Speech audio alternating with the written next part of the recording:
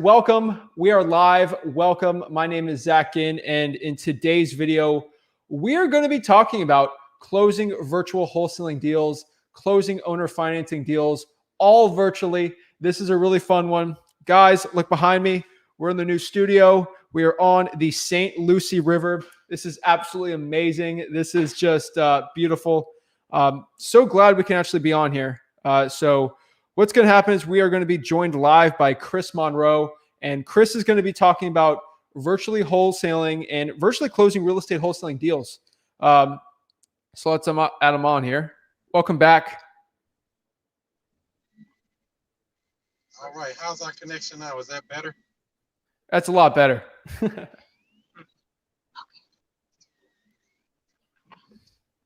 All right. All right. Yes. So where did I leave off? Where did we get cut? Well, we got cut a little, but I know you're strapped for time. You're out in the field because, I mean, you're not like one of these big gurus. Like, you're out here actually doing deals. That's the one thing I do appreciate about you is I'm a guru in training. I love it, but that's why people should like subscribe to someone like you on YouTube or watch you on all your social media, because when you talk about something, when you talk about closing a deal, you're actually out here doing it. Like, you're not this one guy that closed a bunch of deals 4 or 5 years ago and then you're selling a course, and like you're not in the trenches. And that's the one thing I do appreciate about you. So my question here, let's get in the meat and potatoes here. I mean, you're great at like, you've done some lives just talking to sellers, and it's been absolutely mind-blowing. It's helped me when I started out for wholesaling. So I want to hear, what is your pitch for virtually closing deals and virtually offering creative finance to a seller? Yeah, everything that's based on my business when it comes to real estate, really even in life, comes down to asking the right questions, and those questions lead to conversations, and those conversations lead to closing. So you learn how to talk to people and speak to them in a way that they can digest. Like you said, talking about the creative strategies. And you said, how do I do that? I don't go in and say, I'm going to buy your house subject to, I'm going to buy your house, I'm going to wrap around, I'm going to buy your house. Some of these fancy terms, people don't understand what you're talking about. So I try to speak to a person so they can actually receive what I'm talking about. Okay. Wow. So what are some tips when it comes to virtually closing a deal that you might have to do differently than if you're actually physically going on the appointments? So the biggest thing when it comes to virtual is basically having somebody there, what we call boots on the ground. As long as you have boots on the ground, somebody there that can represent you as far as maybe changing out locks, maybe putting a lock box on the door, maybe taking pictures, doing video walkthroughs, or showing properties to others or showing it to somebody there. As long as you have somebody that's there to represent you physically like that, you're pretty much in there. Now, full disclosure, there is technology now that has even replaced that. By the time this video comes out and people watch the replay, you'll learn more about this thing called a Matterport, where you can just put it in there, some software or some hardware you put into a house, and it does a 360 view, and you don't even have to bring people to the house anymore unless they want to physically see it. So it actually speeds up the process a lot quicker than what we're used to. Wow. And are you using those, metaboards for your deals? Matterport. I don't use it. I'm just aware that they're out here. I don't use it yet, but like everything else in this business, it goes fast. This is in now, then everybody go to ringless voicemail, and everybody go to text message class, and everybody go to this. Then they come on back to cold calling. All of it works. The question is, do you work? That's true. 100% there. So what's your preference? Do you like doing virtual wholesale deals or owner financing deals better? I really love the creative deals where I can actually buy the property. Wholesale is nice. It's a one check, and it's nice if you get a big one. But, like I said, all of them won't qualify for wholesale deal, but these people still want to sell their property. They still want to sell, and it doesn't meet the numbers for your lowball offer. What are you going to do? Refer them to an agent? How about just buy their house creatively if they're open to that? Now, everybody isn't going to say yes to some type of creative terms. Many people are going to say no, but it only takes a handful to say yes. And once you get a few yeses, you'll say, oh, man, I'm going to shift my whole business. It's a game changer. Okay. So in the past year, basically all the way up from May today, what is your favorite owner financing or creative deal that you've done? Wow, that's a good question. Well, I have several that I've sold twice. Now I'm explaining how that works.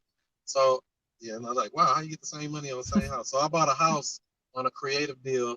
It was a three bedroom house, I believe. It's in South St. Louis.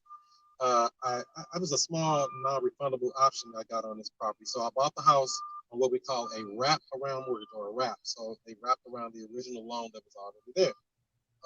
I paid nothing but closing costs for this property. So I came out of pocket for about $1,200. I was like, what, $1,200? How many of them can you find? As many as you can. So I came out of pocket $1,200 to get this property to become the owner. Or my trust is the owner, but I don't want to make this too confusing. So we control and own the property for all intents and purposes for here. So I installed what we call a tenant buyer, somebody that goes and puts some type of down payment down, or what we call a non-refundable option fee. So they get in on what we call a lease option. They have a lease with an option to buy it. They're going to lease the property just like traditional rentals anywhere you see in America or anywhere in the world, for that matter. And then they have an option to activate to purchase the property. Now, to get that lease option, they have to put some type of fee. This one was a small one; it was like $5,000 down. But remember, I came out of pocket $1,200, and I got $5,000 down from this person to move into the property. So that means I got how much in the deal? Nothing. So forget buying a house. I was paid to take this house, but that's not the meat and potatoes. So this person lived there for about 6 months, right? Cash flowing the whole time. I think it was cash flowing like $300 a month. So he lived there for about 6 months. He said, "You know what, Chris? I got bad news. I got to move out. I just took a job in Denver.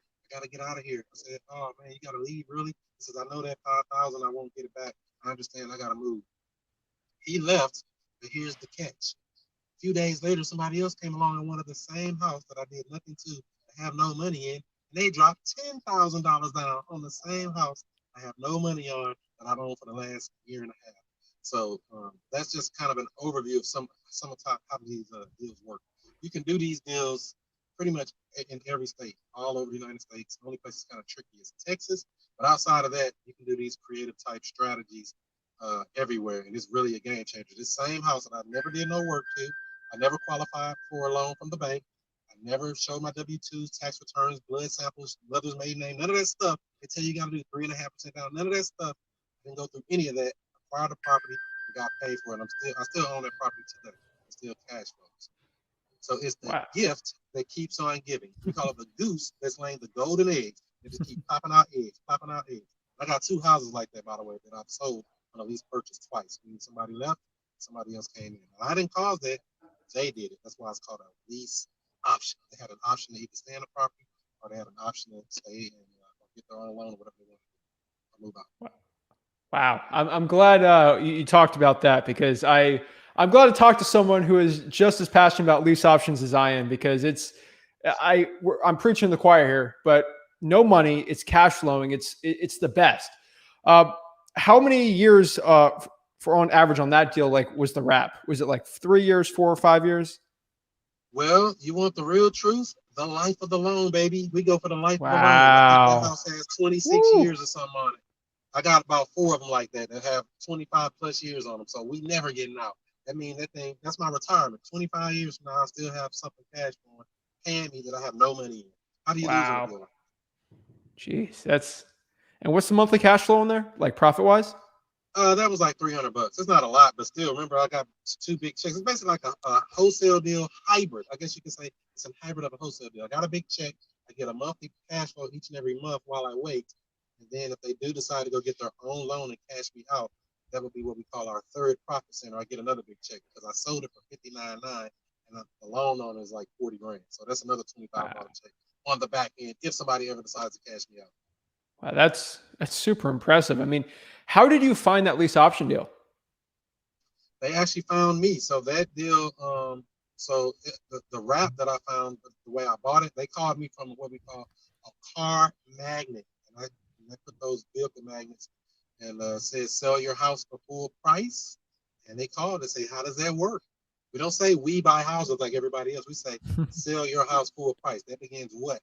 That begins the conversation. I want to talk to people who own property and see if we can work a deal. Wow. I mean, that's great. Wow. Where was the car magnet? On their car? On your car? No, on one of my vehicles. So I have a fleet of Wow. vehicles. I have car rentals and stuff.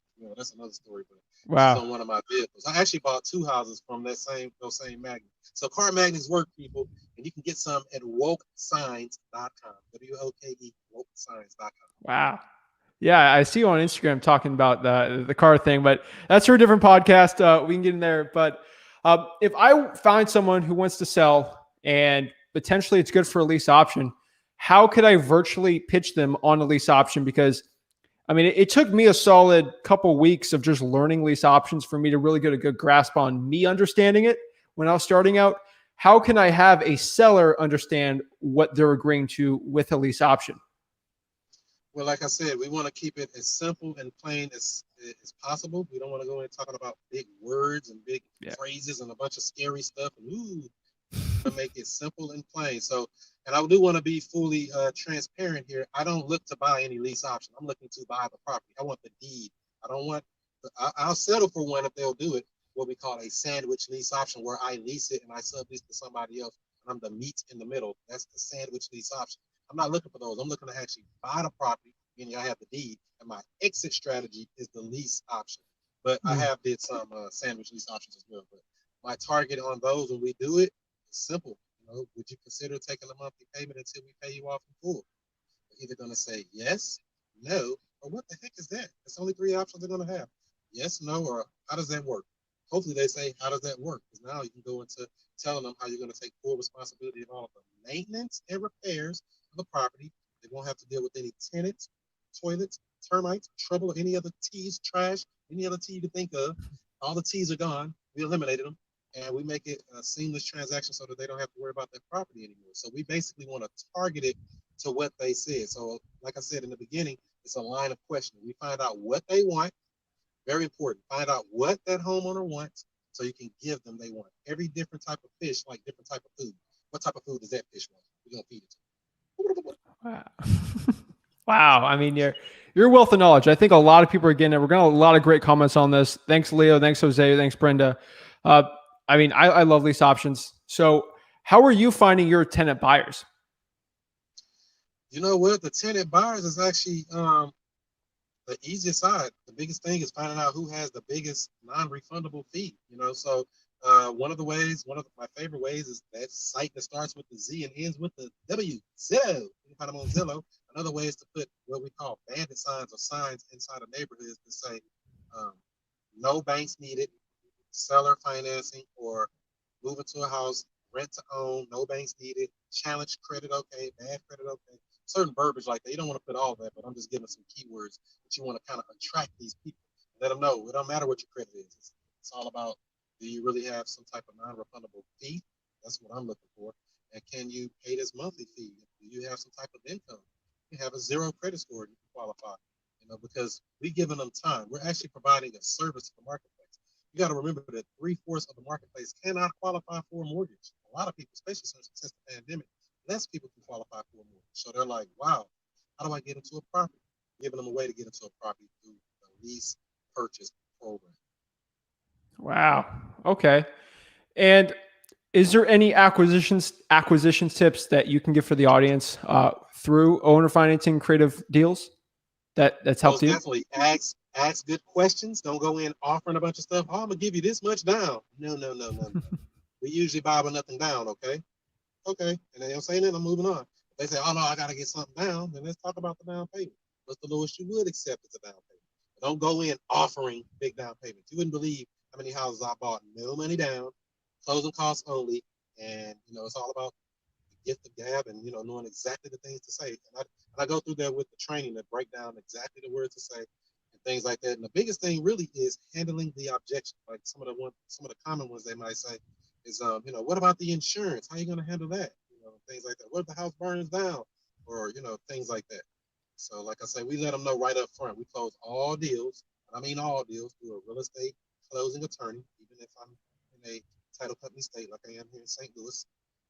Close them all through a real estate attorney. They're protected in the deal. Everything's in writing. There's no surprises. There's no gotchas. When they know that you know what you're talking about, your credibility can help you get more houses. Wow. Okay. And do you deal with any subject twos at all in Missouri? Yes, sir. My first creative deal was a subject to deal. Bought that house. It's in South St. Louis County here. Found that house through we pulled a list. We pulled a list of a non-owner occupied property, and we ended up ringless voicemail them or send them a voicemail without a phone ring. So I sent the voicemail, said, "Hey, this is Chris. We just want to know if you're interested in selling your house." Something to that effect. She texted back and said, "I would love to sell, but I don't think you can help me because I owe too much." I said, "Oh, well, we'll see about that." So I got on the phone with her, made an appointment, went and met her that night, put her under contract, bought that house. So she was behind about 3 months, about $2,500 in arrears. That's what she owed to catch her loan up to bring it current, and about another $1,000 out of pocket closing costs. So I acquired a property worth about $160,000 for $3,500 out of pocket. I mean, how many of them can you find? This is crazy out here. Just find them and know how to do them. Structure the deal. So I bought that house subject to $3,500 out of pocket. About 8 days later, somebody came along and gave me my biggest non-refundable yet, $21,419 down on that house, which means I'm back to net zero out of pocket. Remember, I came out of pocket $3,500. I gave $21,419. That's what they had at closing. You subtract my $3,500. The rest of that goes in the hip pocket National Bank. The property now, the loan on that property is about $675 a month or something like that. They pay $1,000 a month, so it's cash flowing about $425 or something a month, and it's been cash flowing since December of 2018. My first creative deal, and I wish I could find more like that one. It's still one of the best. Wow. Okay. And is there any tips you can give for anyone trying to virtually do some acquisitions with subject twos? Yeah, so if you're doing virtual, like I say, it's more so about asking the right questions of these people, seeing what they want, find out what they want, and positioning yourself as the person that's giving them what they want. If they don't ask for it, don't give it. For example, a lot of people put out in this, even in the wholesaling community, we can close in 7 days. If anybody asks to close in 7 days, why are you offering 7 days? If they don't want to close in 7 days, I'm not offering it. I'm going to give you what you want, meaning I'm going to ask a question. I mean, if we can work everything out, how soon would you like to close? Zip it, and they'll tell you, well, we can close by the end of June. I'm happy. Boom, you put it out for the end of June. Why are you giving them 7 days? But you can close sooner, you know that.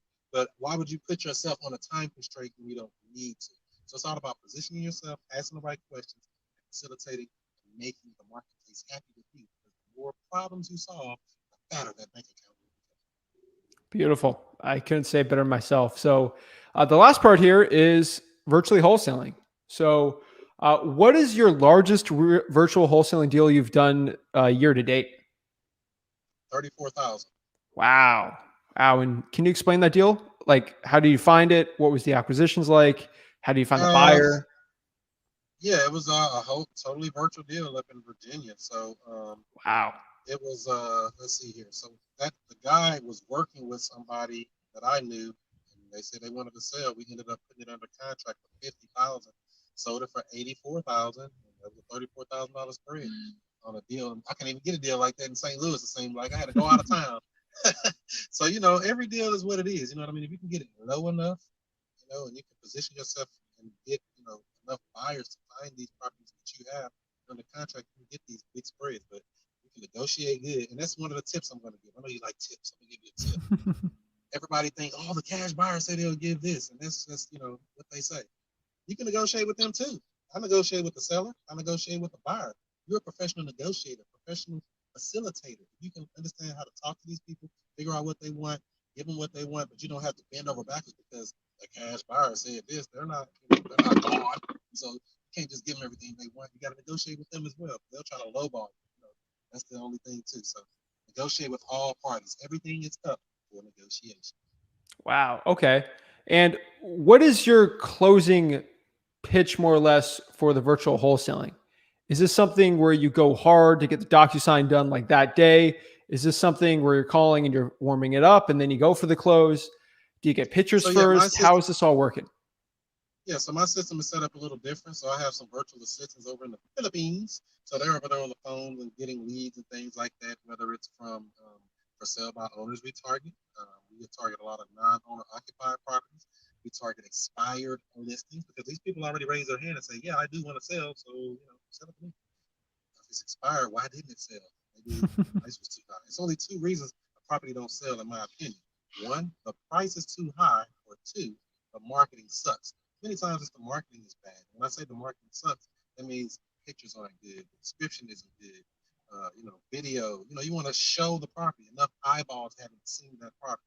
Whether you're doing creative deals or wholesale deals, you want to have enough eyeballs on the property to make it all work out right. So that's the biggest thing when it comes to that. Hope that answers your question.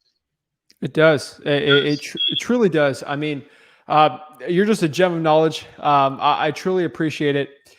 Some other questions I do have for you is you do have VAs and they're doing a lot of this marketing for you. Where are they finding the for sale by owners? Are they going from Zillow? Some of them come from Zillow. We're also subscribed to a service that we get FISBOs in our email every day, 7 days a week, even when you sleep. So systems, I'm a systems guy. I came right into this business.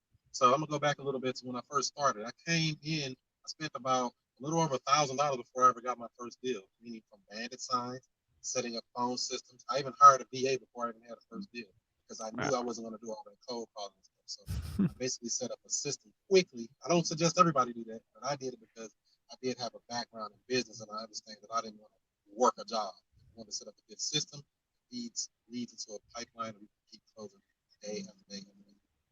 Wow. Okay. And with systems, as you said, you do know systems well. So I do want to ask you this: is one of the most important parts of the systems is the people working in it. So you have an army of VAs, pulling lists and actually marketing. What are some of your tips for finding good VAs from the Philippines versus a bad VA? The biggest thing is figuring out which business plan you're going to do. Are you going to train them yourself, or are you going to go hire them from a company? A lot of people go hire them from companies, which is fine, but I'm more of a hands-on person. So I actually created our training videos and manuals internally for the company.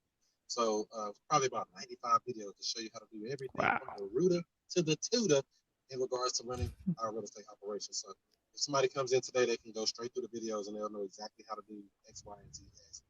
So it's important to train, inspire, motivate, and help these people out because they're working for you. These are not just people in the Philippines. They actually have families. They're actually working for you. They're expecting you to do the right thing and have a vision and be a visionary and be a leader. Lead them to the promised lands. Don't lead them to the swamp land. Wow. Okay. You mentioned there that you were trying to motivate. So is this something where you're doing like weekly Zooms with all of your employees? Like, how do you motivate them and how do you keep them on track your KPIs? How is that part of your systems working?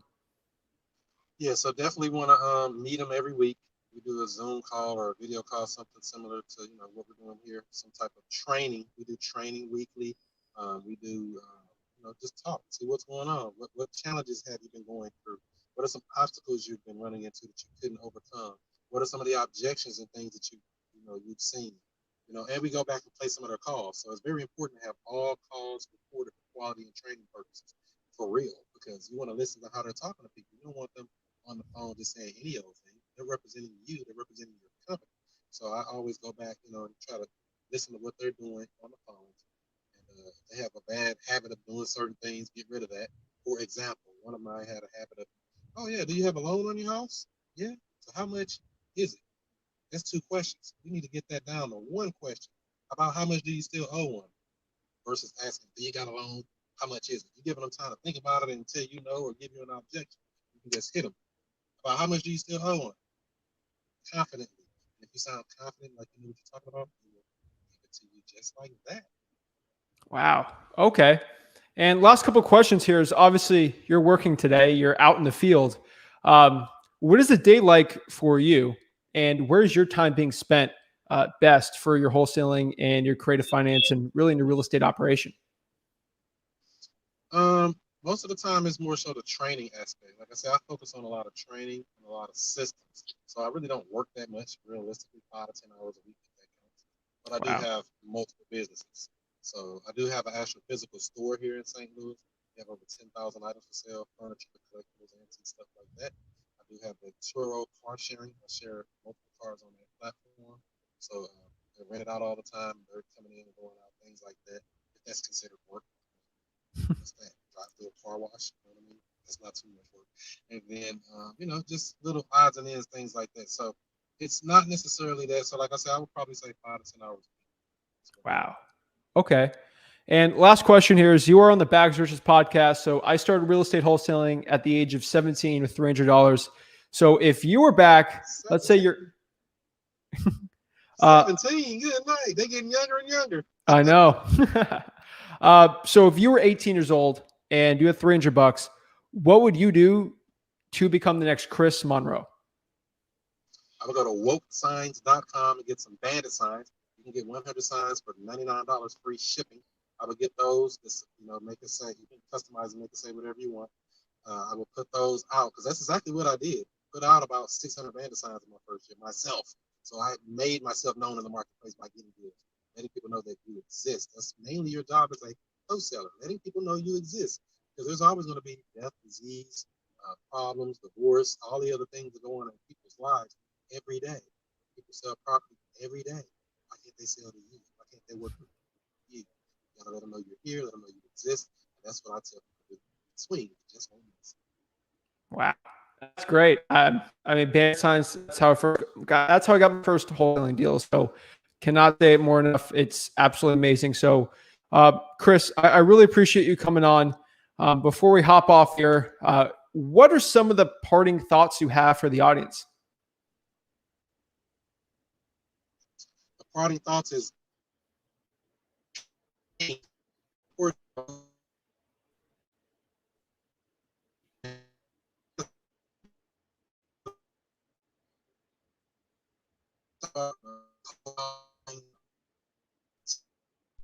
can you get on the phone and have a conversation with the person?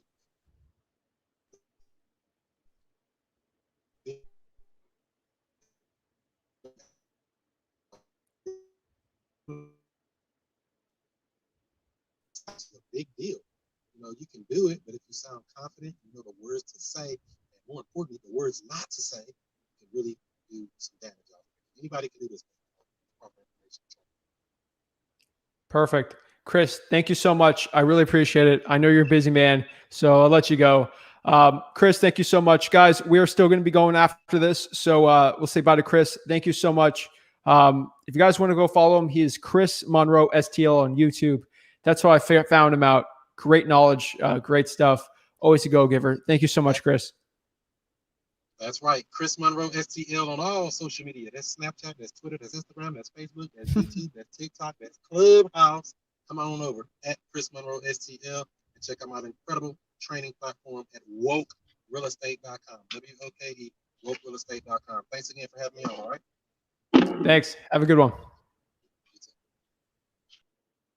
All right. That was awesome. So Chris was great there. So guys, right now, what you're going to do is ask your questions for virtual wholesaling, virtual creative finance, any of that stuff. I would love to answer it. I really want to do. So Chris was kind of busy a little bit today. So I was going to do the rest of the time here to really get a Q&A from you guys and see how I can help the virtual wholesaling operations, the way you pitch it. I think Chris had a lot of great stuff. Let's see some of the comments we got here. Hey, what's up? Let's go. Sell your house full price. I'm going to borrow that from Chris. It's great. I do think it starts a conversation, which is ultimately what you want. So I think it's pretty good. I think overall it's pretty good. Let's see here where we're at.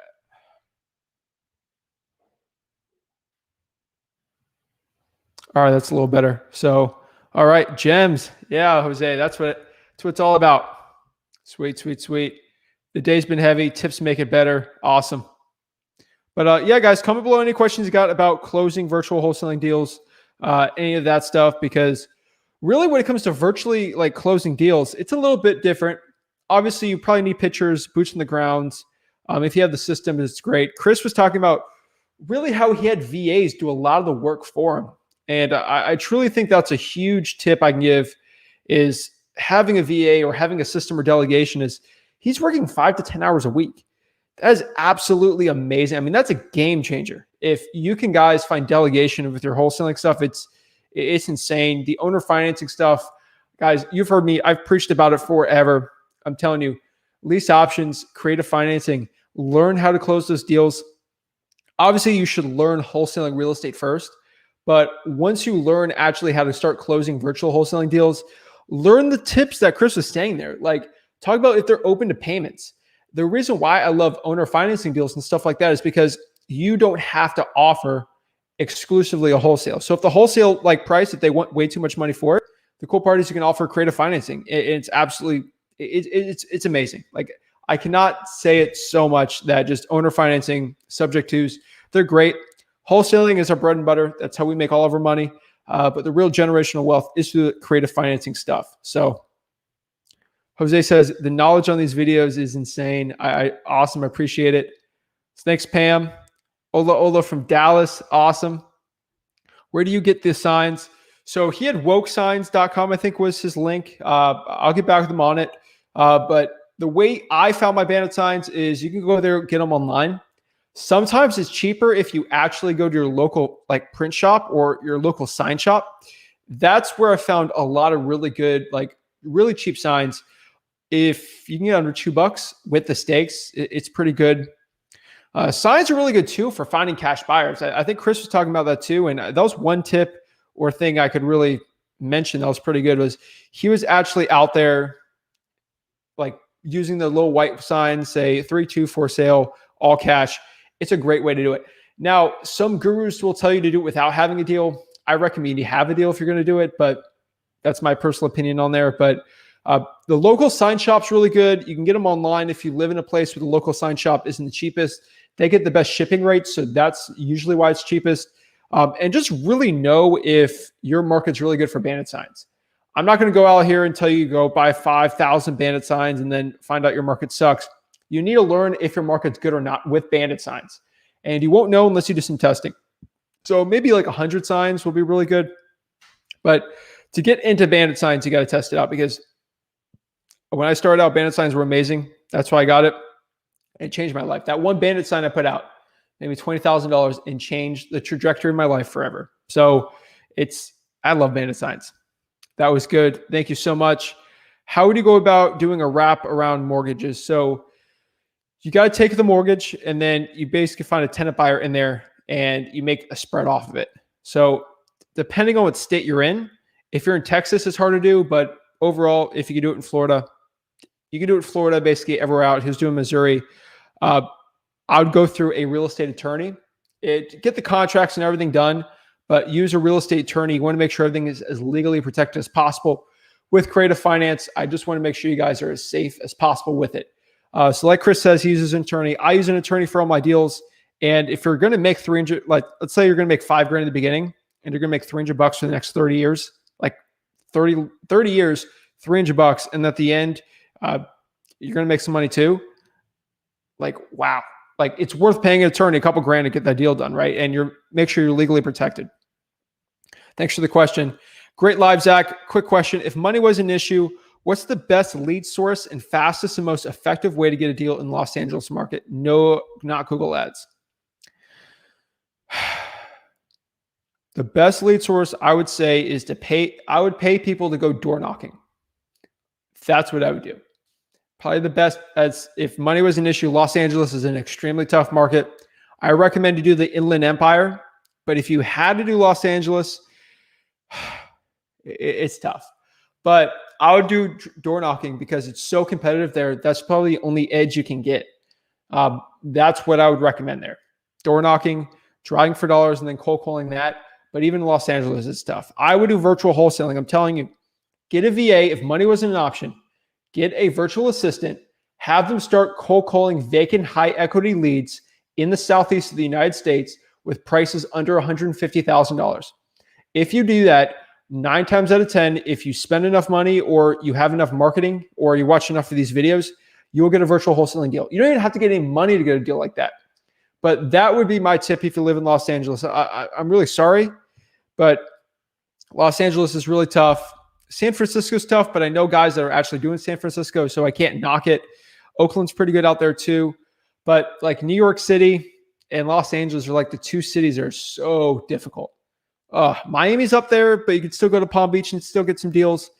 But really, I mean, that's where I'd be at. Like you need to get a nice ROI. Like you could go spend 20 grand to get a virtual wholesaling deal, or I mean, get a physical wholesaling deal for 20 grand. But I'm here for the right ROI. What is your return on investment? If I'm putting $100 into marketing and I get a $15,000 deal, it's a pretty good ROI. That is 100% worth it. But if I'm going to spend 20 grand to get 20 grand out, it's not a good ROI. That's not what it's all about.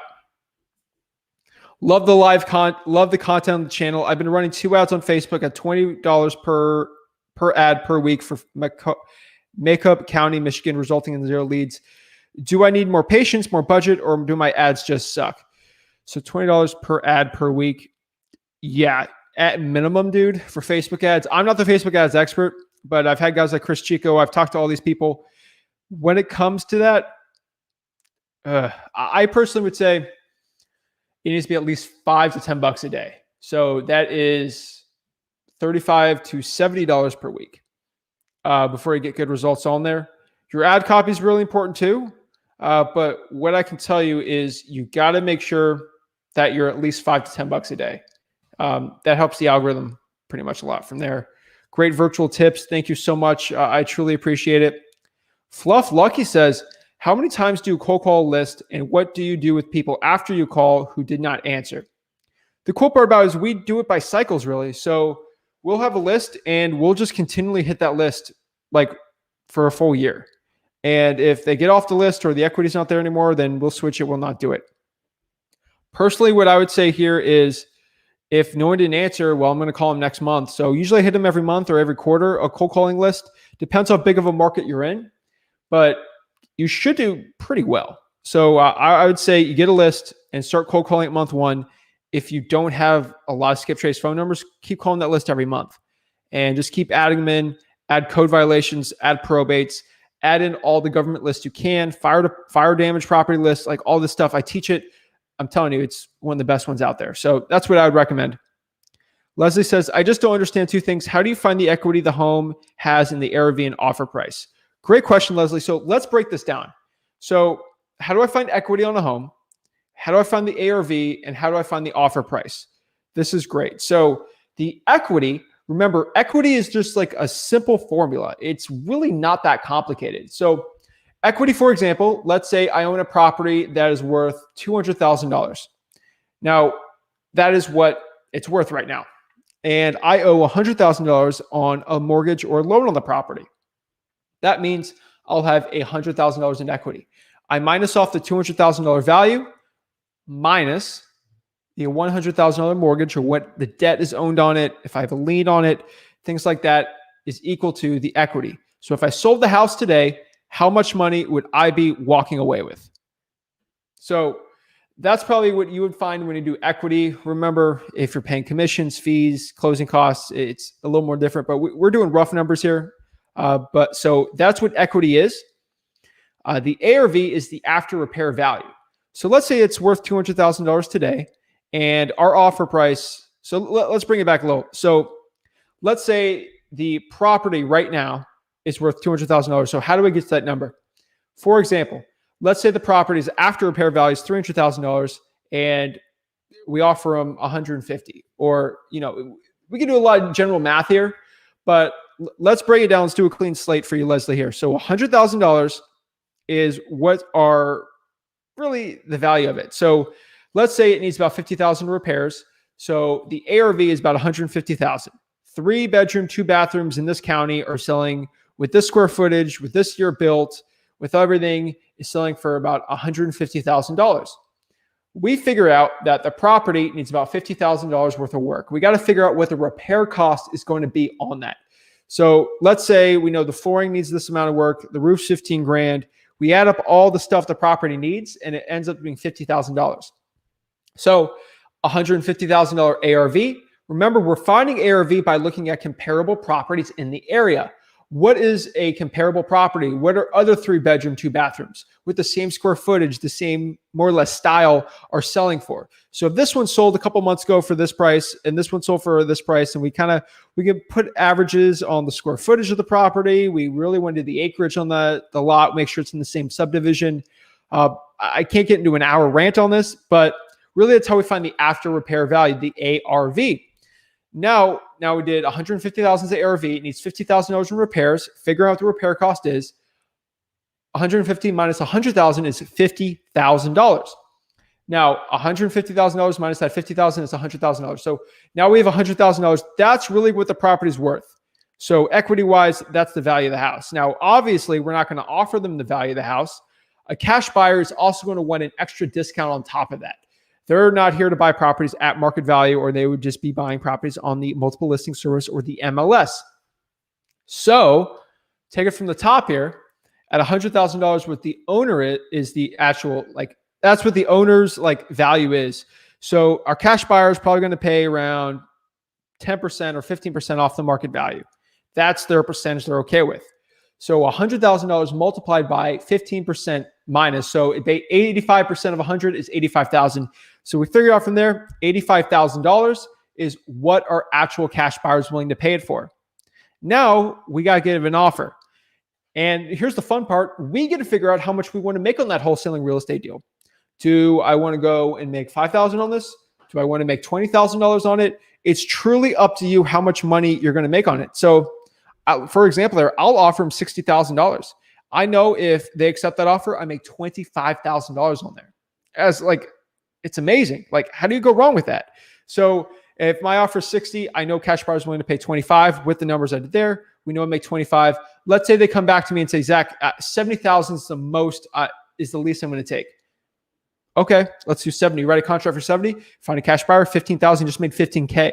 So you'll know exactly how much money you're making right before you sign it. So it's actually really cool. So that's how I do it. Hopefully that answered your question. That's how I come up with my offers and how I know the repair costs. That's how I know my offer and the ARV and the equity. Appreciate it, Leslie. I hope you have a good one. Thank you. I'm in Brevard County, which is a small county in Florida. Do you think it's possible to a six-figure business there? Yeah, in most small counties, you can. So yeah, I think it can. Is it possible to virtually wholesale if someone is not a U.S. citizen, doesn't even live in the United States? Yes, you actually can. Here's a quick shocker for you right here. There's people from the Barbados. There's people from Trinidad and Tobago that have my wholesaling houses for Real Group that are just getting $20,000, $30,000, $40,000 deals. Pretty impressive, right? They're not U.S. citizens. They work at title companies. They get the money to them. It is possible, and you can do it. What is the best way to find boots on the ground using Facebook group? My favorite would be like a jobs. So let's say we did the St. Lucie County, like for jobs or like for hire. Those people are really good. Craigslist is really good. Don't go to wholesaling Facebook groups because those people are mostly other wholesalers and might try to steal your deal.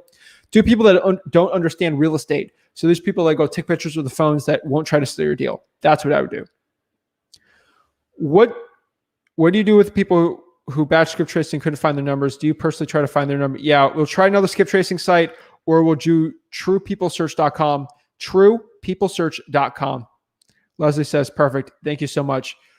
That's it, guys. I really appreciate you guys hopping on here. This was really fun. I always have a fun time with it. So remember, guys, before we hop off, smash that like button and subscribe. I really appreciate it. Your support means everything. Thank you guys.